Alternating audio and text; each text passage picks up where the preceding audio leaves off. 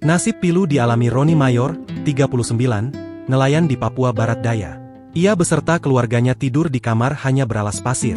Mirisnya hal itu dialami selama 20 tahun. Dinding rumahnya pun memprihatinkan. Atapnya juga sudah berkarat dan berlubang di sejumlah tempat. Diakui Roni, kondisi itu menurutnya membuatnya sudah terbiasa. Roni sendiri tinggal di Kelurahan Suprau, Distrik Maladumes, Kota Sorong, Papua Barat Daya. Roni tinggal bersama istri dan keempat anaknya di sebuah rumah tak layak huni.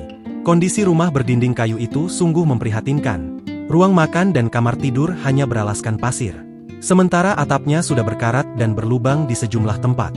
Lalu, bagian dinding depan dan pintu rumah pun terlihat rusak, dengan beberapa papan kayu yang terlepas. Roni mengaku telah menempati rumah tersebut selama 20 tahun, sejak saat anak pertamanya lahir, hingga hari ini. Rumah ini saya bangun sendiri tanpa ada bantuan dari manapun. Kondisi yang saya alami ini sudah terbiasa, ujar Roni, dikutip dari Kompas.com. Meskipun ia pernah mengajukan proposal bantuan pembangunan rumah layak huni kepada pemerintah Kota Sorong, namun hingga kini permohonan itu belum mendapat tanggapan. Roni berusaha memenuhi kebutuhan hidup keluarga sehari-hari dengan bekerja sebagai nelayan. Ia bekerja untuk membiayai pendidikan keempat anaknya yang bersekolah di SD, SMP, dan bahkan di bangku kuliah.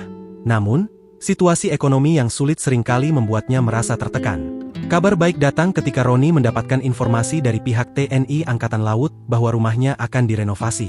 Ketua RT 01 RW 02 Kelurahan Suprau, Oktovianus Mailolo menjelaskan, di wilayah tersebut terdapat 40 kepala keluarga, di mana 30 diantaranya termasuk dalam kategori tidak mampu. TNI Angkatan Laut, melalui Kowarmada 3 dan Lantamal 14 Sorong, melaksanakan tugas operasional teritorial di wilayah pesisir Mantra Laut, termasuk proyek renovasi rumah Roni.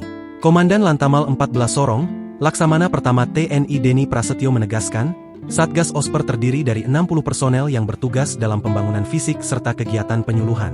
Dari daerah Suprau, kita ketahui ada beberapa masyarakat yang perlu kita dorong perbaikan tingkat ekonominya, terutama rumah tidak layak huni yang akan kita bangun agar taraf kehidupannya lebih sejahtera, kata Deni. Selain merenovasi rumah Roni, Satgas Osper juga berencana merenovasi rumah ibadah, baik masjid maupun gereja, sehingga masyarakat dapat beribadah dengan nyaman. Kami targetkan pekerjaan selama 2 bulan, mulai dari Oktober hingga November, semoga bisa selesai tepat waktu, ungkap dia. Dia berharap, kegiatan Osper dapat membantu pemerintah daerah dalam meningkatkan taraf hidup masyarakat.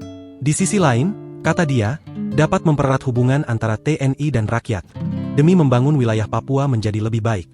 Download Tribun X sekarang, menghadirkan lokal menjadi Indonesia.